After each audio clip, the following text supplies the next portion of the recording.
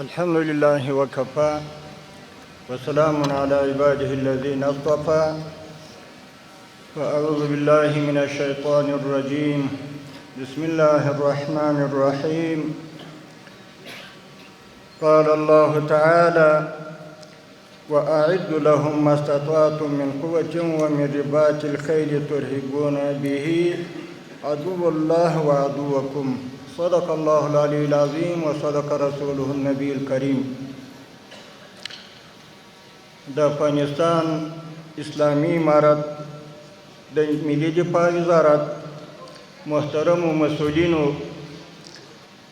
د حضرت ابو عبیده بن جراح رضی الله تعالی عنه ملي دفاع پوهنتون قومندانۍ قدرمن مشرتابه او محترمو منصوبینو او ټولو حاضرینو مشرانو کشرانو ټولو ته السلام علیکم ورحمت الله وبرکاته. الله تعالی مو عافیت او صحت نصیب ولره.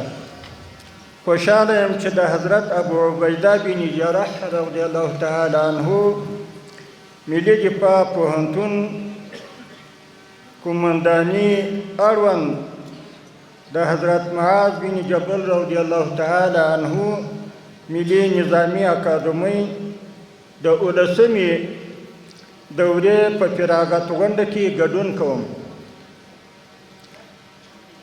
له هر څه وړاندې ټولو فارغینو ته د دې مهمې دورې د تکمیلولو له امله د زړه له کومې مبارکي وایم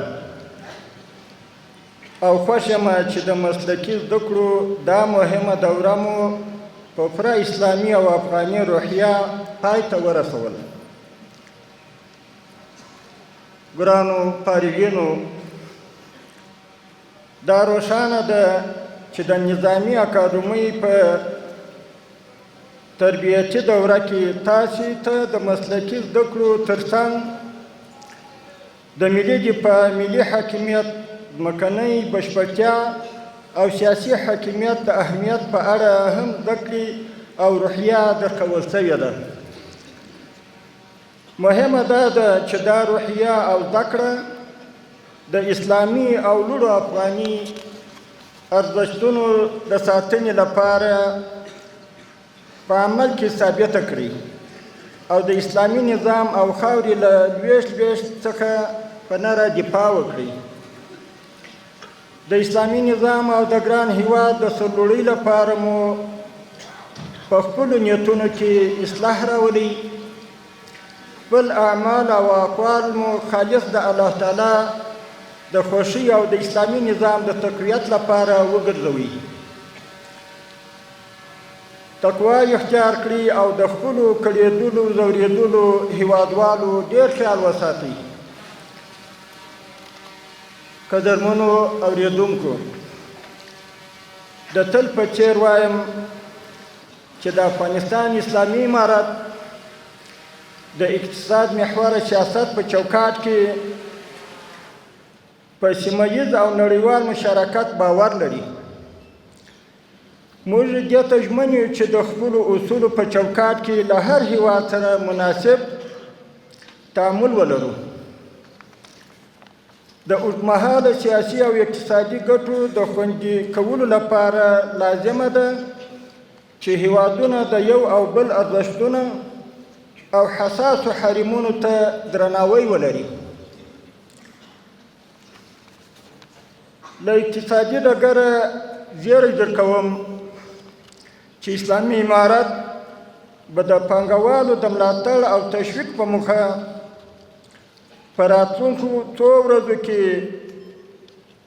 کورنۍ او بهرنۍ پانګوالو ته په نوو سکتورونو کې د پانګونې اندازې ته په کتو له 1 څخه تر 5 کلونو پورې بشپړ مالیاتي معافیت اعلان کړي چې دا به له یوه لوري د نورو سکتورونو د پښو درېدلو او چټک رشد سبب وګرځي او له بل لوري به د هیواد اقتصادي پایې په ګرځولو او خودکفایي کې د پام وړ اغېز ولري. ان شاء الله تعالی د صنعت او سوداګرۍ وزارت ته جدي هدایت شوی دی چې د کوچني متوسط او لوی صنعت لپاره د ځمکو د توزیع پروسه ګړندۍ او لازم امکانات ورته برابر کړي. درنو هیوادوالو، د اسلامي امارت سیاست کاذب نه دی. نننی افغانستان خپلې پالیسۍ پر هغو نهادونو بنا کړي دي چې اساس یې اسلامي شریعت دی او روح له هغه څخه سرچینه اخلي. افغانستان نه چاته ضرر رسول غواړي او نه یې له چا مني، خو که څوک ناولې ارادې ورته لري نو بیا خپل پور چاته نه پرېږدو. تاریخ ګواه دی چې د هیواد دشمن ته یو غوره ګوله افغانستان نه دی، د زکوم ونه ده. د معمرو امپراتوریو مرۍ یې ورڅرخې کړي، نو مولودو ماشومانو به یې هېڅکله هضم نه کړي. زه دا غوره ګڼم چې د اسلامي امارت د ارزښتونو او اصولو په چوکاټ کې هیوادونو د سیاسي او اقتصادي تعامل هڅه وکړي. هغه انرژي او امکانات چې د یو او بل په تخریب ضایع کیږي، ښه ده چې د یو او بل په ملاتړ او مشترکو ګټو ټکو په پیاوړي کولو مصرف شي. په پای کې د حضرت معاذ بن جبل رضی الله تعالی عنه ملي نظامي اکاډمۍ له محترمو مسؤلینو او استادانو څخه ډېره مننه کوم چې په خپله برخه کې په اخلاص خدمت کړی او کوي، او هیله لرم چې د دغه مهم مسؤلیت اهمیت په پام ټولو دندو ته لا ډېر متوجه شي. په اخر کې دا خبره کوم، نن ورځ چې موږ دې ځای ته راغلي، دا کم فاضلان، کم د فراغت غونډه چې باید په دې کې ټوله مشران، هغه مشران چې هغه د ټول افغانستان ذمه داري په غاړه لري، باید و داسې غونډو ته ځانونه حاضر کړي.